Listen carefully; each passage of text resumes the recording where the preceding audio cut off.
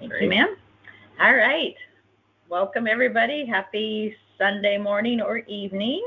We'll go ahead and get started with Ben. If you want to give us an update on your priorities and what you've been working on.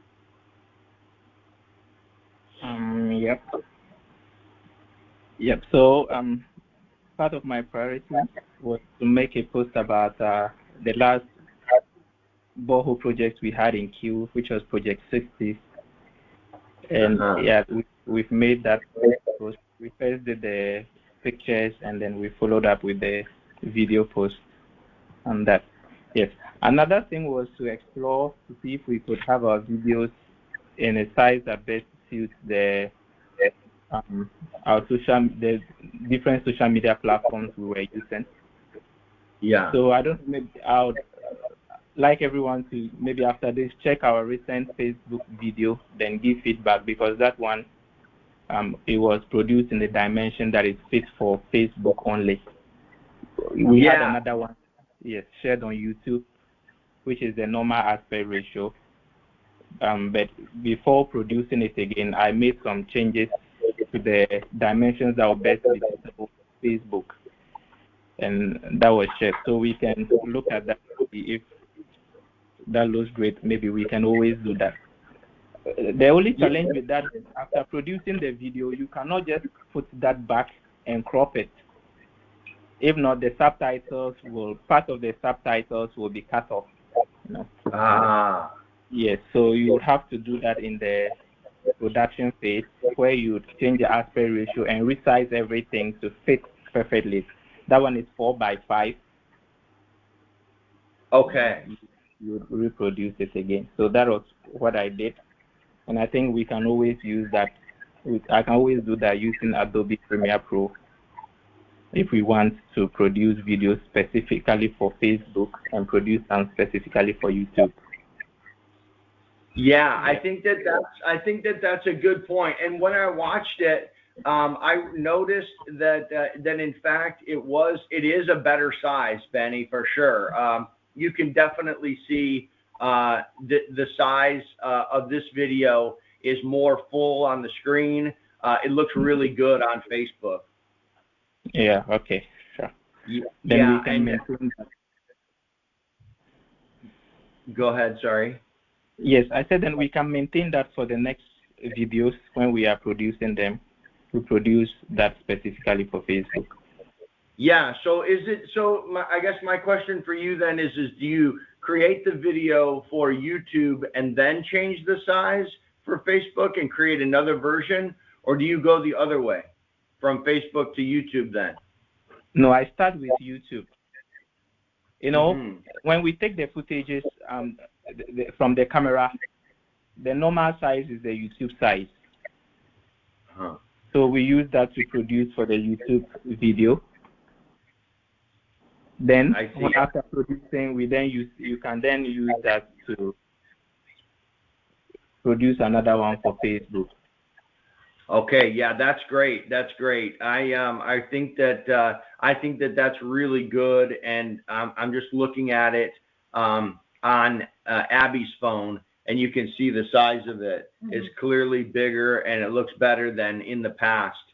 If you just go to the Facebook website for Give Basic Needs and scroll down on the post, you can see it's nearly double, I think, the size. Yeah, it looks a lot better. Yes. So that one is 4:5, and the YouTube one is 16:9. So for playing on bigger screens, the best is always the YouTube. But now, most people access Facebook on their phone. Yeah. So that is why that's suitable for Facebook at the moment. Yeah, that's perfect. Now, Benny, my question is that when you take that, when you go to then Instagram or LinkedIn, do you use the 4:5, and does that work well, or do you have more issues and you go back to the YouTube? No, it works well. For Facebook and Instagram, they advise on the same size. So Facebook goes with Instagram. Yes.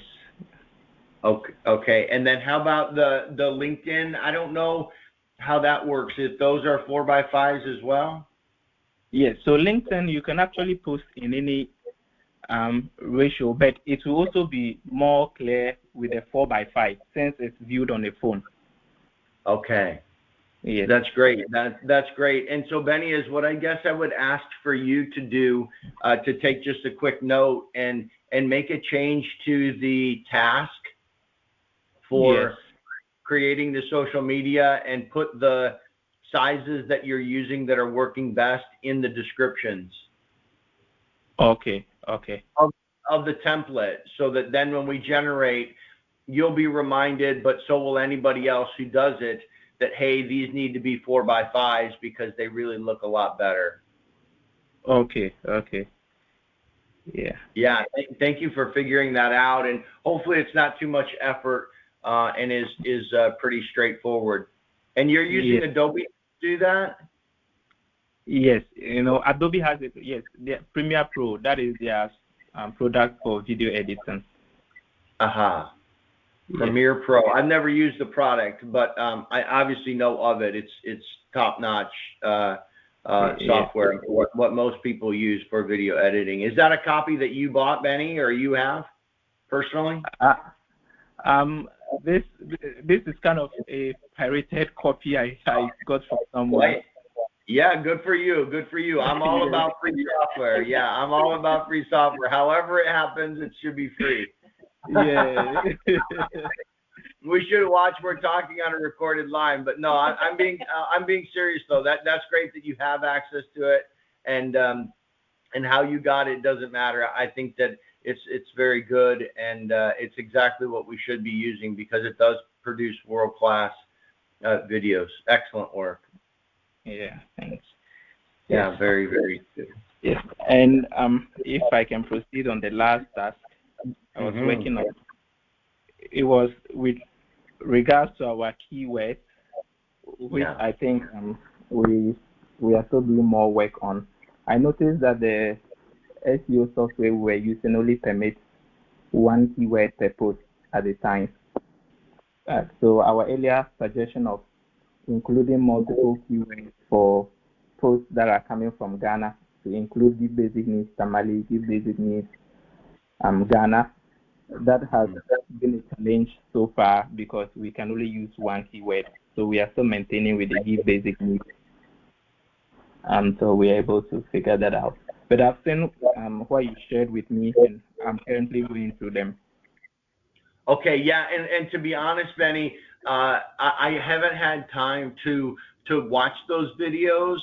I do know that. So here's what the trend is in usage as AI seems to more and more take over our lives.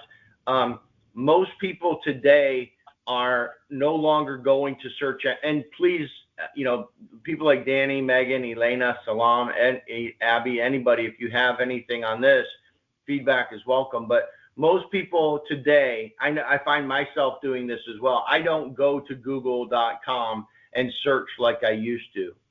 I tend to open up an AI tool like Gemini and do my searches or interact with data, whether it's asking questions or finding resources. I tend to interact more with AI, what are called AI agents.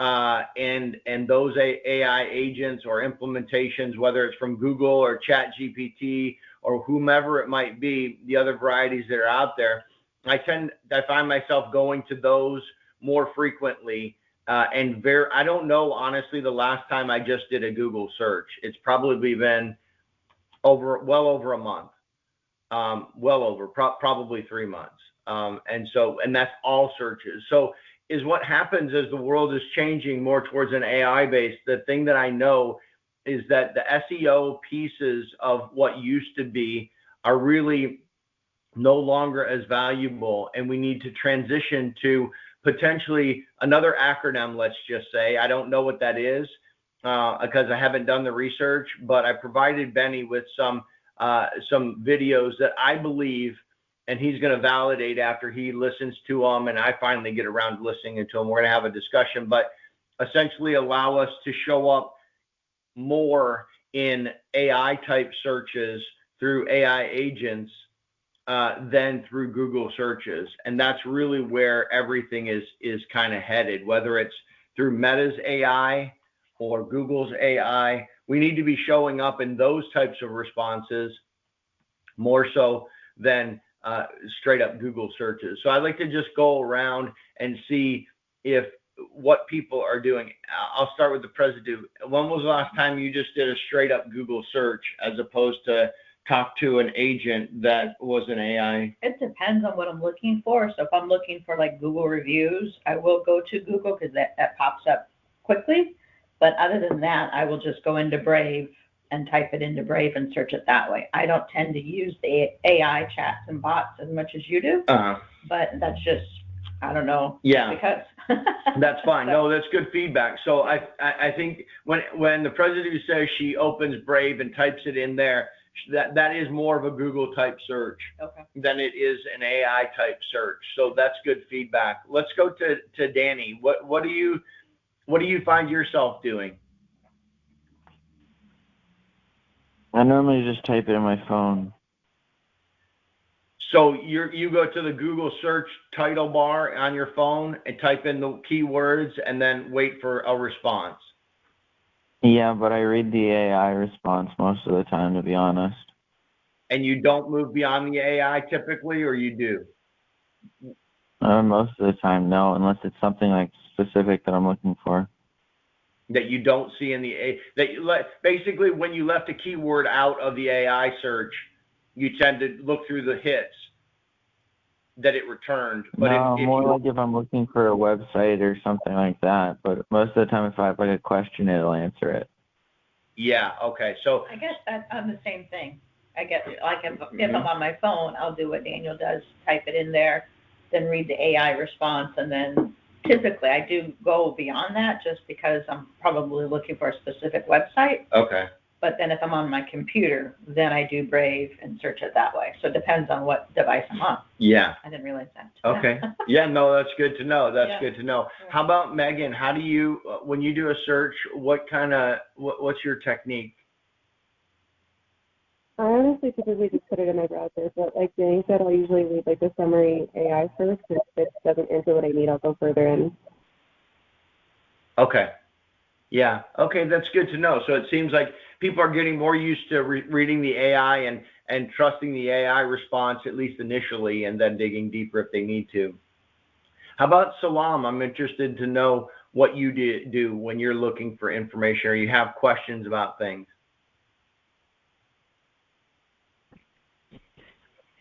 I use more of AI tools, especially ChatGPT.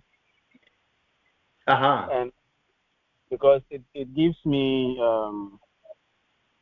information across all other websites.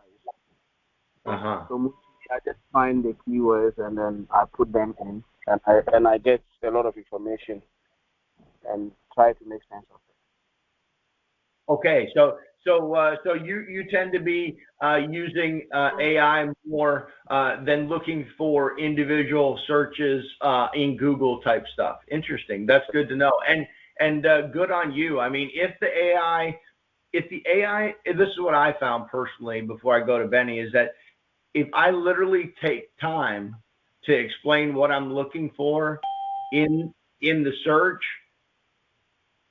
kind of like Danny said, I'm more likely to get exactly what I want from AI. Like I don't need to move on. But if I'm sloppy with the keywords and I leave off like, you know, a specific phrase, maybe like a region that I'm looking at, like in the case of Ghana, like our site on Ghana. Like if I didn't put Ghana in there, it's not going to answer specifically about Ghana. And so if I get the more specific and the more time I take with my keyword searches in AI, the more likely I am to not have to go beyond the AI answer. I might have follow-up questions, but I don't need to actually look through links and websites like I used to. So that's good feedback, Salam. How about you, Benny? What do you find yourself doing? So I use AI if I'm looking for a way of doing something very specific. Maybe I'm doing something, I get stuck at the point and I'm looking for solutions to do this, how to troubleshoot this. I tend to use AI more But if I'm looking for a website, maybe I know of a particular website, or I remember of a website I've used before that I want to get back to. In that case, I use Google to search for it. Okay. Yes. So I use Google for more specific websites or things I'm looking for that I remember I've ever come across, because I want to visit that. The AI wouldn't give you exactly the information from a specific website. So in that case, I tend to use Google search. So is what I hear you saying is that unlike maybe the way that I use it, you're actually still going to the website and reading or looking for the page on the website that has the content that you want, as opposed to relying on the answer that you're provided. So if you say like if, for example, if you wanted to know how many giving events Give Basic Needs did in 2024, you would look for the website and then go through the events to identify how many there were. You wouldn't ask the question of how many events did Give Basic Needs do in 2024 to AI and trust the response that you got. That's what I hear you saying. Yes.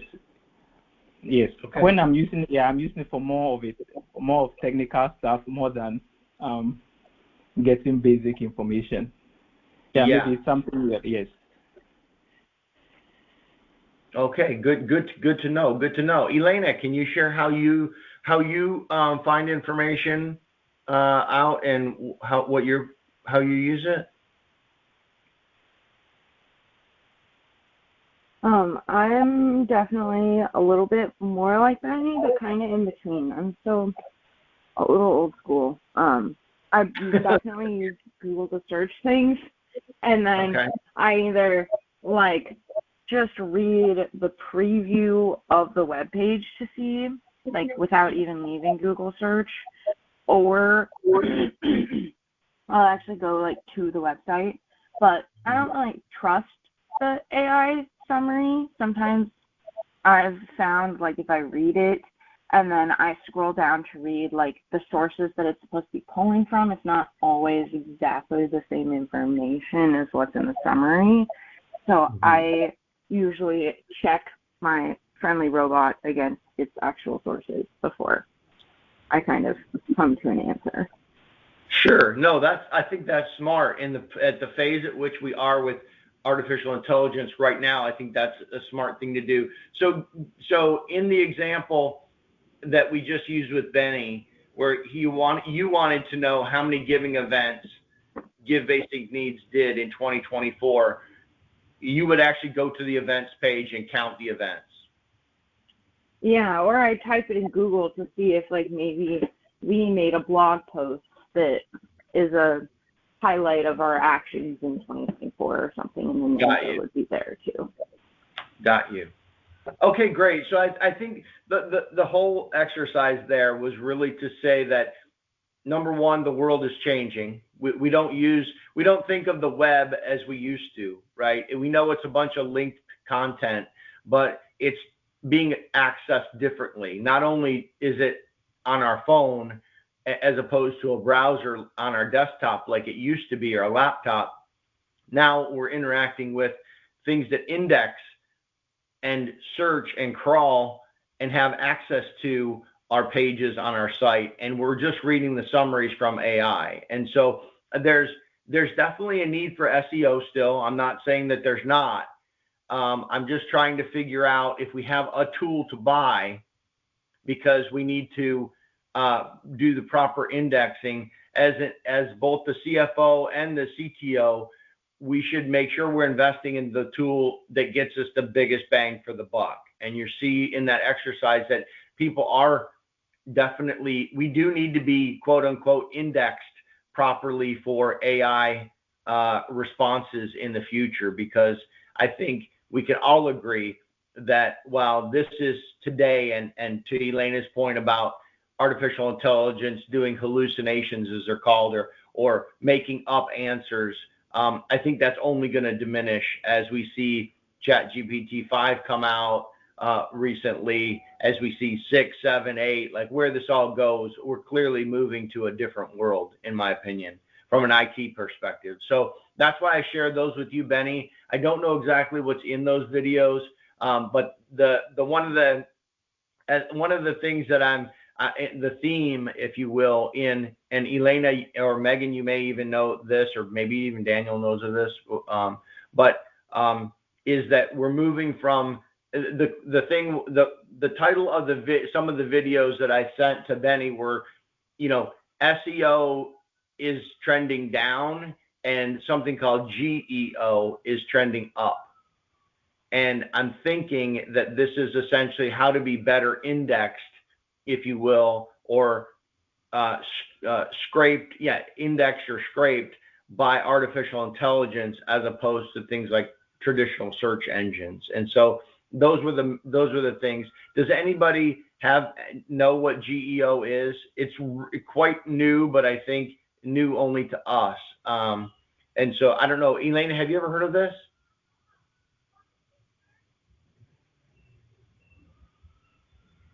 I'm sorry, you might be muted. No, I haven't heard of it. Okay. So so these are the things that I shared with Benny. So Benny's on his radar now, along with the SEO, because it's still important. It's just, do we pay for more keywords there, or do we invest in another tool that helps us do something else? That's the decision I'm trying to make. So Benny, when you go through those videos, and now that we've had this conversation about how people use technology on August 10th of 2025, because it's going to change tomorrow probably, but the way that we use it, keep that in mind, is like, okay, maybe if we're going to buy a tool, this isn't the tool we should buy that does SEO. Maybe we should be buying some other tool. So keep that in mind as you go through those videos for me. And I do plan on watching those and doing a bit of research as a CTO in that area after my holiday. All right, sure. Yeah, great work, and thanks for the feedback, everybody, and participation. That really helps me understand like what people are actually doing, because sometimes YouTube videos try to portray one thing and it might not be accurate. So it seems like we're all using AI to some extent, whether it's just reading the summary or following up, etc. We're using it. Thank you for that time. Sorry. Oh, that's okay. I took over my time. No, it was Ben. We're going through his priorities. Do you have anything else for us, Ben?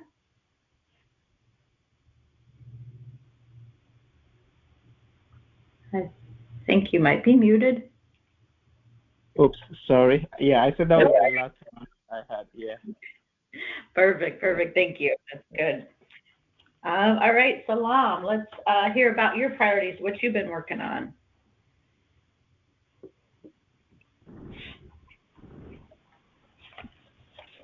Hello, you can hear me? Yeah. Okay, yeah. So I've been working on getting the registration documents done and setting up the bank and mobile money accounts for the organization.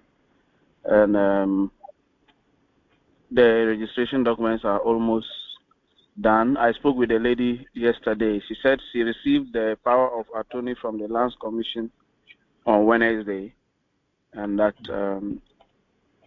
the sister was getting married over the weekend, so she had to leave for home for the wedding. But she's going to work on the documents this week. And for our part, I think the local manager, the president, and the board have all provided sufficient information and have concluded our part. So what is left is now from her office end. So hopefully, she said she'll get done with it this week for us.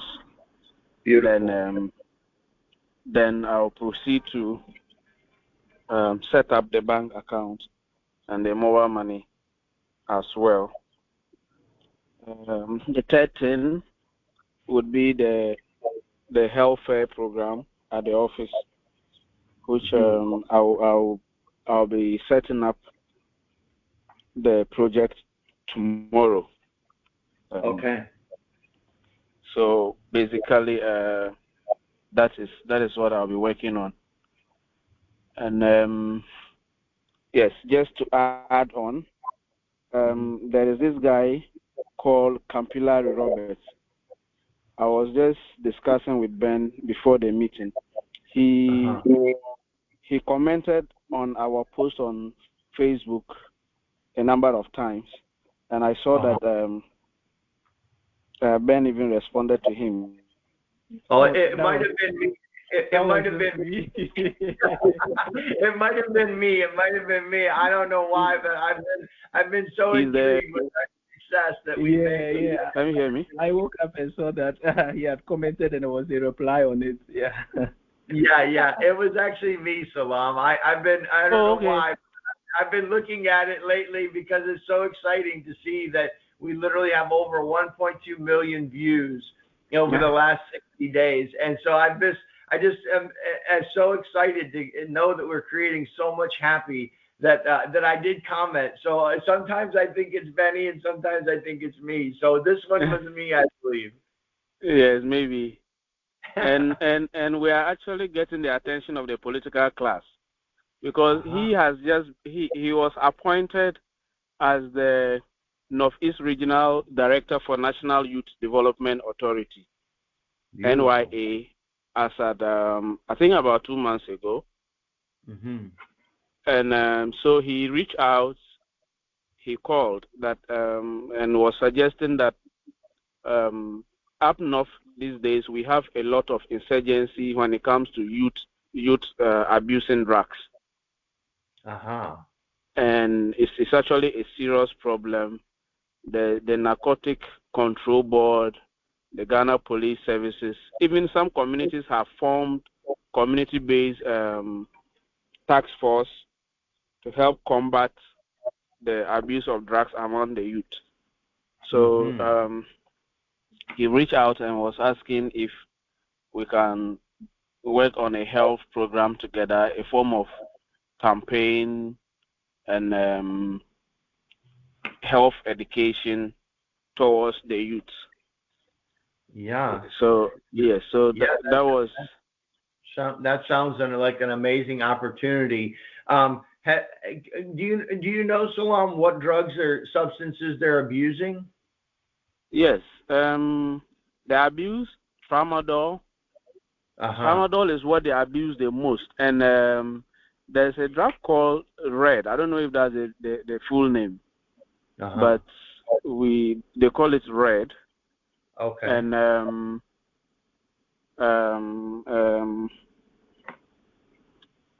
this other drug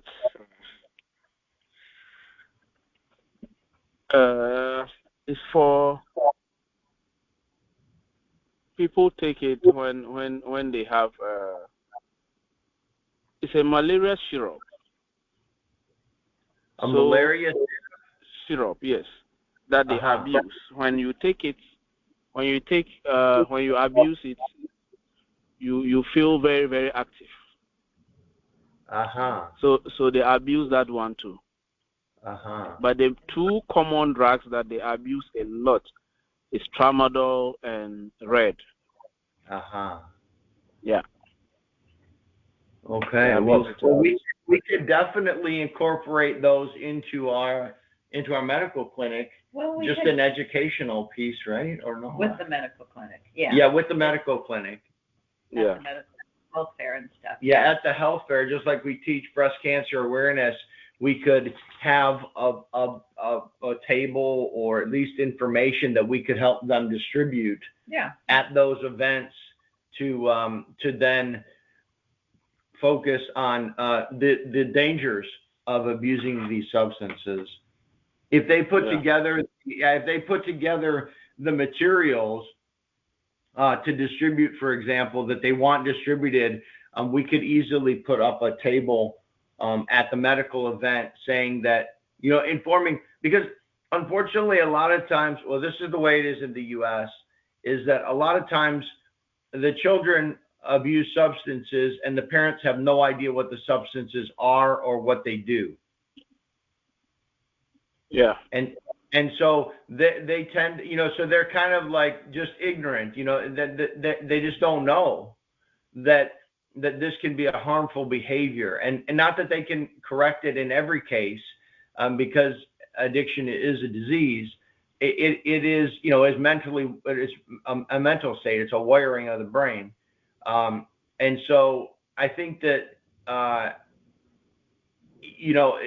educating the parents and people who come to our medical clinics would be a good way to help at least educate the population that these aren't substances that are essentially healthy for their children to be using. And if they have the opportunity to talk with their children, this is how they should talk to them about it.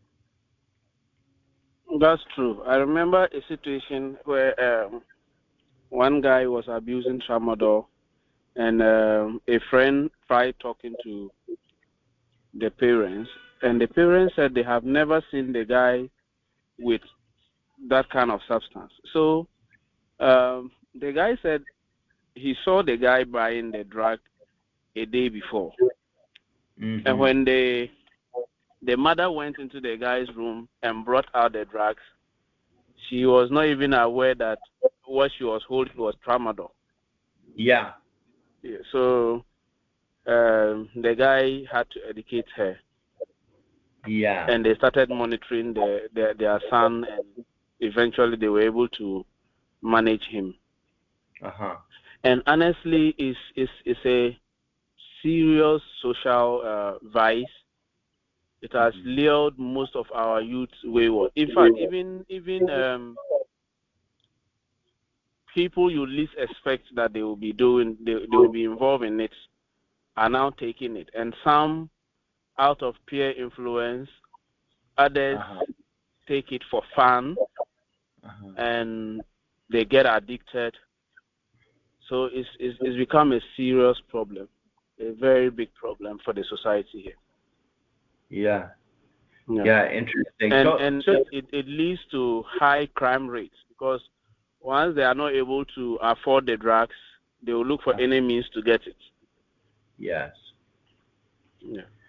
Yes, it's definitely, addiction is a very difficult thing to deal with in any society, whether it's in the U.S. or it's in Ghana or it's in Mexico. Anywhere is very, very difficult, and it's definitely what you say is true. With regards to personal property theft and things are definitely tied to it, because an addict, unfortunately, is just looking for the next time they can get high. And a lot of times, to no fault of their own, they're not proud of who they are or what they're doing. They're simply in a spot that they can't stop. That's true. Yeah. So I think that educating is very important. Benny, do you have something to add? Yeah. So just with the drug abuse, another common drug that is abused here is pethidine. I don't know if Salam has heard of pethidine. Yes. I've seen a lot. Some of these drugs are administered in hospitals, but they should be administered by doctors. So people find their way of buying them. Some of them are painkillers. So they find a way of getting them to take it. The term they use here is to get high. Yes, so pethidine and codeine, in addition to Tramor, they are those I have seen people abuse here most, especially around Nalerigo. But with Robert's case, I think Robert is in Northeast region, not in Northern region. But our health fair would be held in Northern region, so I don't know how that would be, because he is in charge of Northeast region, and I think he would want his people to benefit from that education, the people from Northeast region. Northeast region, Nalerigo, where I stayed, is the capital of Northeast region, which is some few kilometers away from Tamale. Yeah. I see. Yeah. Interesting. Yeah. So I think that it's something that we should talk about more. And again, I think, kind of the community medical event is what we're trying to put on, whether it's about breast cancer awareness or substance abuse or preventative, diet, cholesterol, high blood pressure. Diseases. What's that? Sexually transmitted diseases. Yeah, sexually transmitted diseases, etc. We're really there to educate all people about all of these situations. So, Salam, as you come across these individuals who want to distribute their information or educate the population, I think, obviously you need to run it by the president, but welcoming these groups into our events is something that I think personally makes sense. We can go around the room and maybe we should just discuss it. But sure. Yeah, I think it's a great idea. More education to incorporate at the health fairs and stuff. More people that we can reach. Yeah, for sure. Elena, do you have any thoughts on that?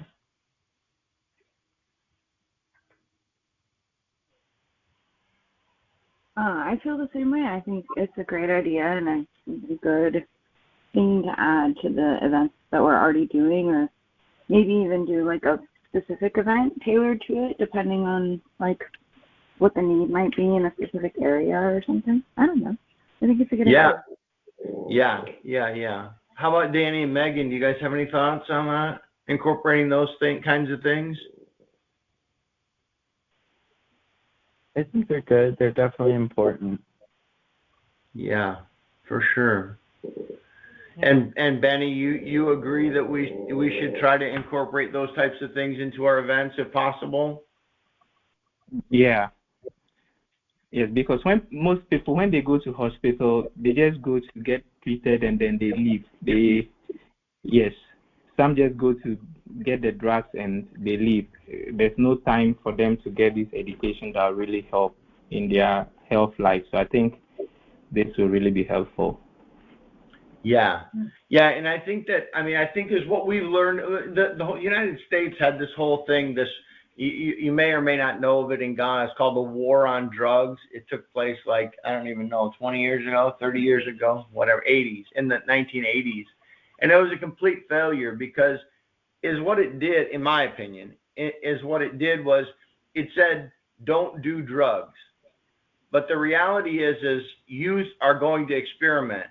What youth need to know is that some of the substances they do may be addictive and they may not be able to stop. So they need to know that addiction is real.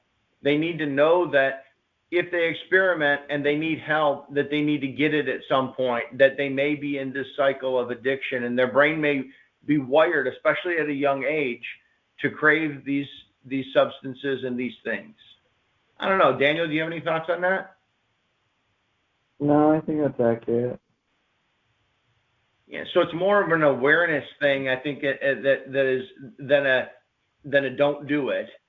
It's more of a, if you do it, know that these are signs that you might be addicted, and then you may need to get help.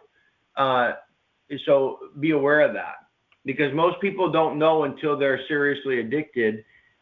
Literally, their brain's rewired, and then it takes longer to break that cycle.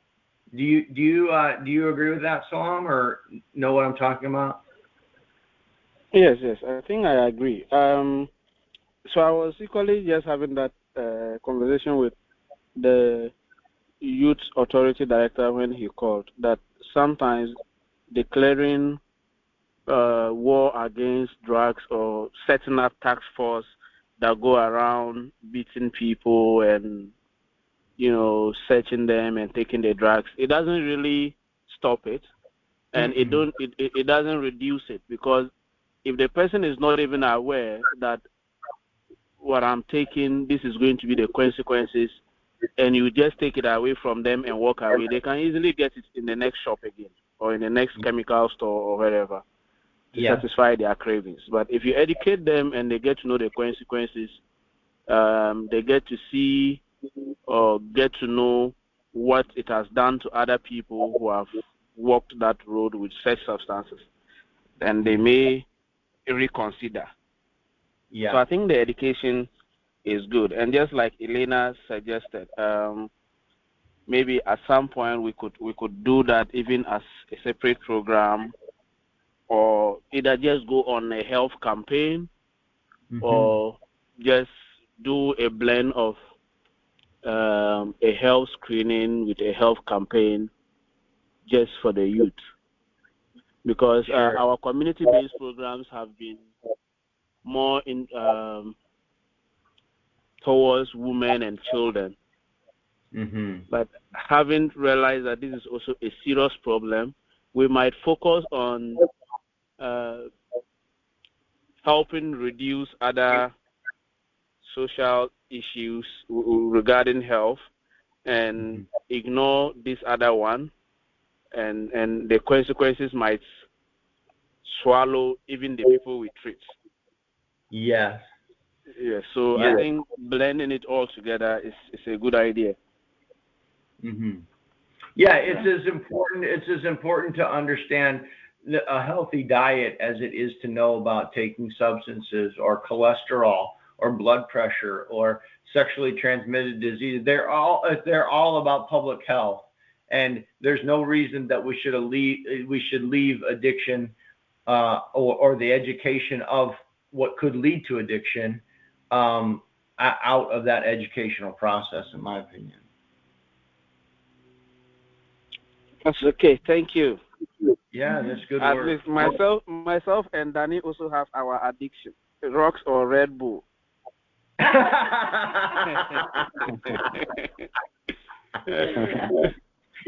Danny, definitely. Danny, you still drinking Red Bull? Yeah, I had one last night. You had one last night. Okay. No, but well, I don't remember when we were there together. It was some rocks, right? ROXX. Yes, it was rocks. It was rocks. I tried to introduce Danny to. You know, one thing about addiction is you always want to have a colleague. Yeah, that's true, right? Yeah. yeah, for sure. That's funny. Very good. Yeah, and I think, Salam, one other thing, you were still working on the budget and the planning of the trip, correct? Yes. I think, so I just spoke to Ben about that. We should be able to finalize that tomorrow. We are getting information from the pottery. Is it Pigu? Yes, the Pigu. The one in Upper East. Yes, Sirigu pottery. Sirigu rather. Yes. Perfect. All right, that's good. Anything else, Salam? Oh, I just had one other thing, and it has to do, Salam, with the entry of the medical data from the events.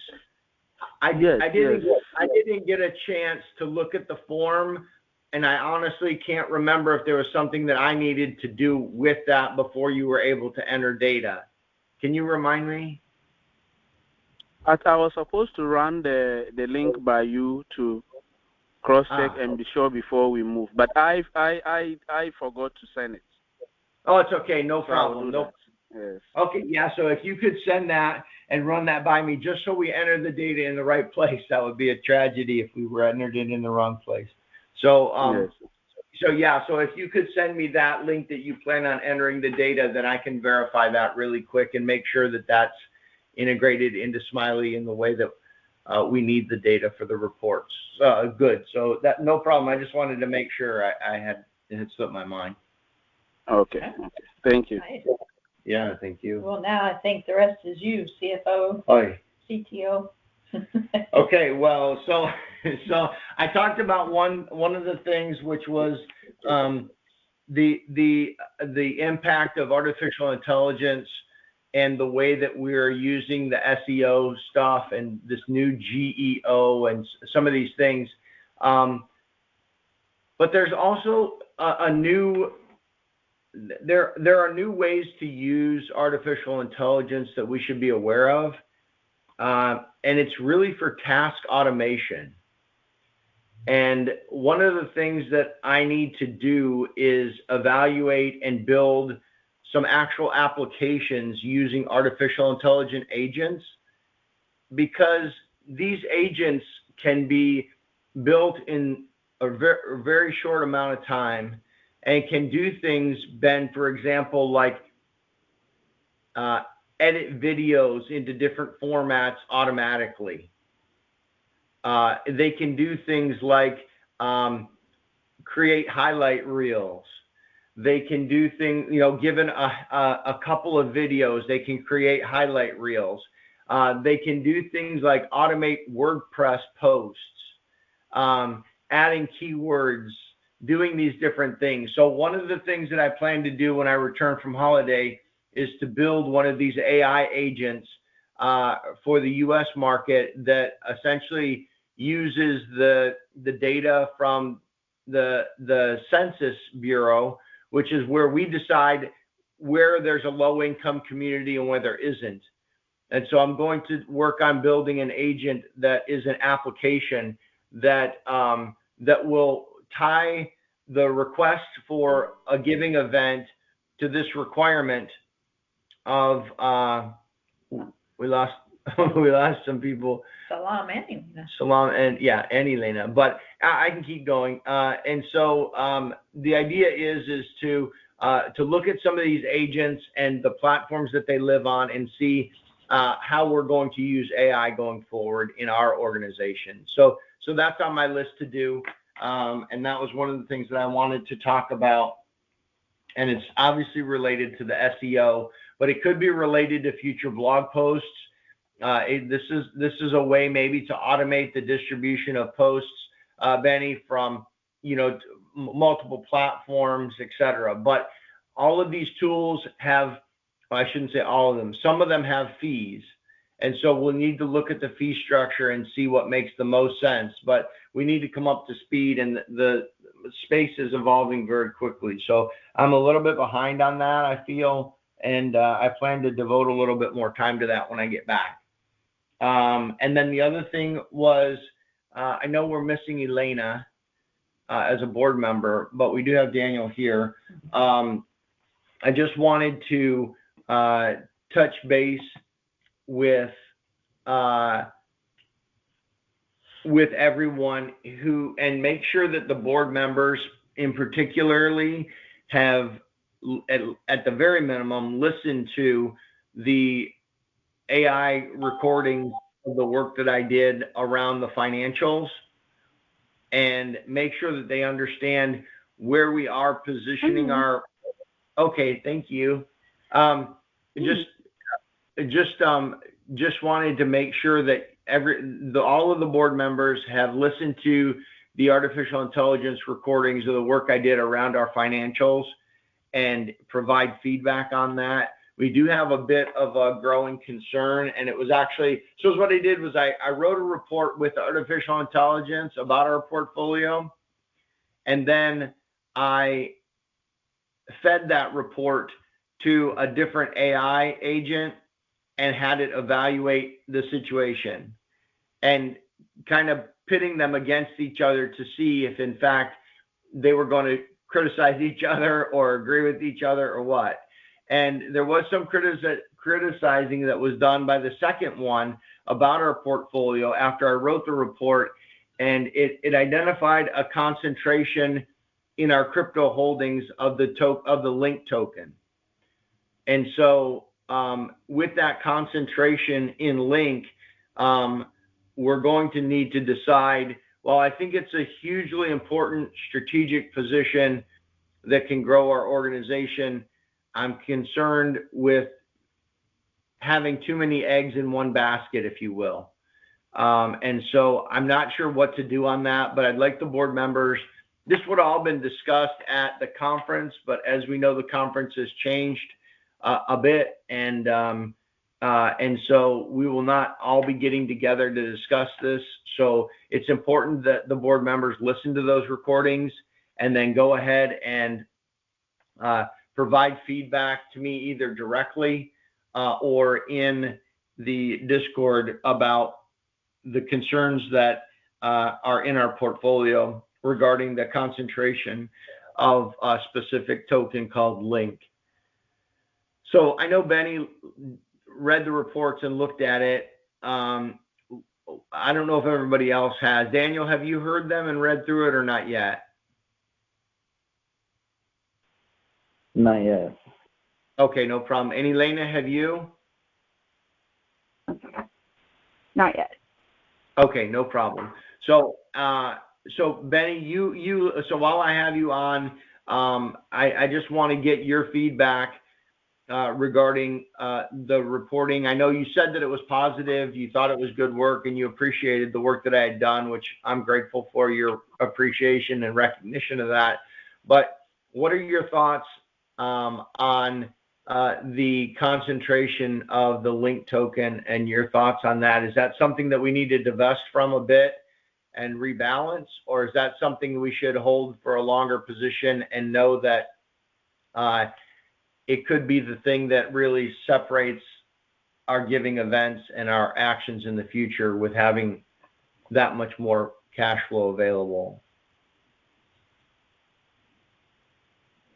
Okay, so with crypto, crypto has always been too volatile. Yes, but looking at long term, it depends on how long we are looking at it. Think with my little knowledge on some few cryptos, Chainlink happens to be one of the promising blockchains. So it's likely that in the near future, it could do well. But we could also always look at some low risk asset as well. So what I can basically say is that Chainlink looks good, but it's a high risk asset since it's crypto. Right. So you believe in the future of Link, but you're concerned if it's too much of our portfolio. This is what I hear you saying. You understand Link, you believe in the future of it, but your concern is that it would also need to be balanced out with more conservative assets for a more sustainable portfolio. Yes.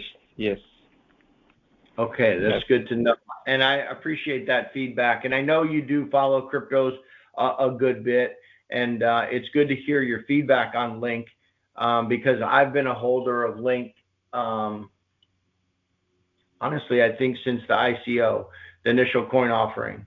And so, so it's something that I need to evaluate and listen in on. And I got that feedback from you, Benny, and I'll wait to hear from the board members a bit more.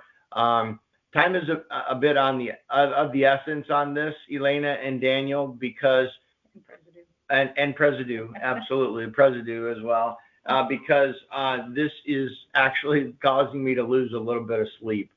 And that's never good when your investments cause you to lose sleep. And so I need to make some adjustments, but I need some feedback as well from the group. It doesn't mean I'm going to do what you say. I listen to Benny, but I might not do what he thinks I should do. But I need that input because that helps me make better decisions the more input I have. So the same is true with Daniel. The same is true with Megan, if she would listen to it. And then also Elena and the Presidu and obviously Luke. I have had talks with Luke about this, and it's very tricky. But had I acted, let's say 4 days ago, we would have left probably over $400,000 on the table. So it's grown approximately $400,000 in the last week, let's say. So this is something that is becoming a bigger part of our portfolio, which I'm really excited. I love to make money because that means we can do more. But at the same time, I need to be aware and get everybody's input as to we should just keep this because we believe in Link, or hey, enough's enough. Let's sell some of our position and get some more rest at night. So I'll be looking forward to your feedback, Elena and Daniel, Megan as well, if you would, and the Presidu going forward. So if you could listen to that work that I did regarding our portfolio and provide that, you can do that to me directly in Signal or the next time that we talk personally. Perfect. Great. Yeah. Anything else? No, that's all I had on all that stuff. The taxes, I'm continuing to work with our CPA on the 2024 taxes. I went through an account renaming process, which should help things. I expect, will get back to me this week. Hopefully, she'll get back to me before I go on holiday. If not, I'll need to take that up with her after. Okay. And then, yeah, that was what I had. Salam, welcome back. Unfortunately, you missed our conversation on the link token, but I think you listened to the financial reviews in Discord. Is that correct? Yes, I did. I went through the financial reviews. Unfortunately, okay. my lights went off, so I lost network. No, it's no problem. It's no problem. So as well, I think because you've already listened to them, I can get your feedback really quick. So one of the things that I was saying is that the link token. So what I did was I wrote the report with artificial intelligence, and then based on our actual portfolio where it is, like right now, and then I fed that to another AI agent, completely different. So I wrote it with ChatGPT, and then I gave it to Google to evaluate. And Google pointed out that we have a concentration in the link token that could be a concern. And I agree with that. But is what I wanted to do is to get your feedback really quick, because this is something that is a risky asset. But at the same time, as Ben pointed out, he's aware of the Link project. He knows that it holds a lot of potential, as do I. I believe I've been holding Link since its initial coin offering personally. So I'm definitely a Link believer and have been, but I'm also starting to lose some sleep over it because of its growth and its the potential for us to miss out on some gains should it fall. So in the last week, we've seen our portfolio that includes Link, the Link token, go up, and we've gained almost 400,000 US with our Link holdings. So that's amazingly great, and I want to continue to grow that, but it is causing me to lose some sleep at night, and the president has concerns over this, which she rightfully should. And so I just want to know, like, if we hold this, and taking your advice, as I pointed out to the rest of the group, doesn't mean I'm going to do what you say. It means I'm going to use what you say as input to make a decision that I think is best. So this holding of Link could take us to the tens of millions of dollars someday in global assets, and I'm not sure if that's a risk that we want to take or not. And so when we look at the Link token and its potential for growth, I wanted your input, Salam, based on the financial reports that you listened to, as to whether you think that we should continue to hold our current position in Link, or if we should divest some of that and diversify some of those away, not hoping for that larger mark in the future. So from what I read and the updates you just gave, I think I took my time to go through the numbers. So personally, I think we should continue to hold what we have in Link. I equally took interest in Link some few years ago. I think when you brought it to my attention, and I've monitored it since I got to know about it, and over time, Link has not really gone down in value that much compared to its appreciation. So personally, I think maintaining our position is okay. Okay.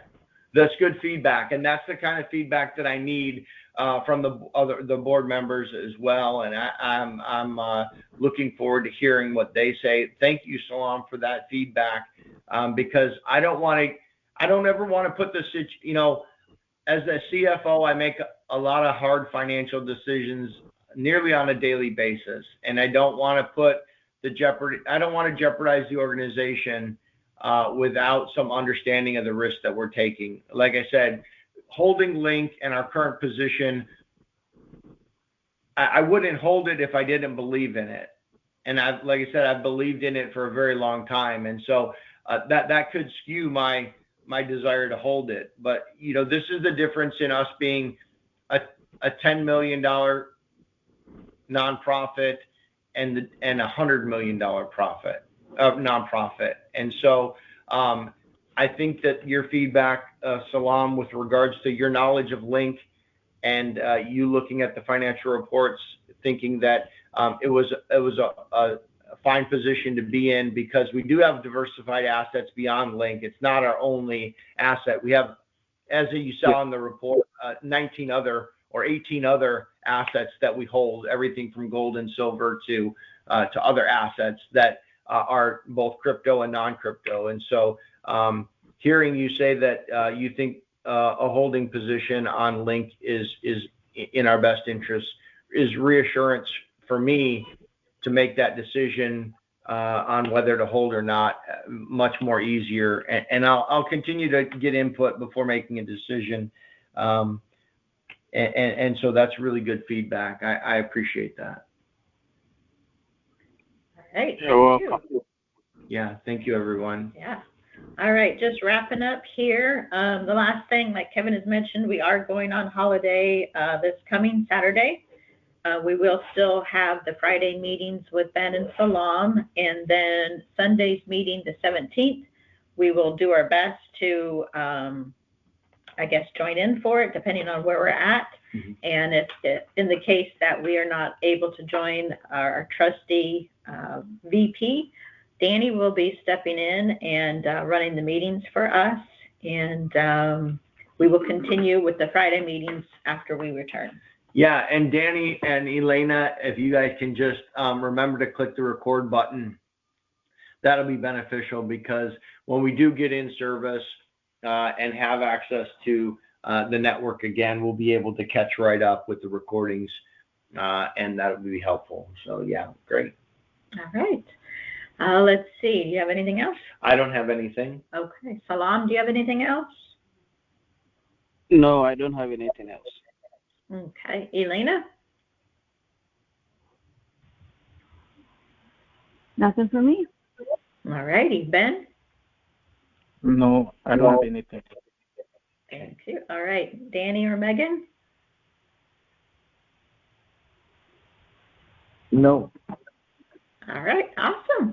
Well, thanks again for a great meeting, and have a wonderful week, and we will talk soon.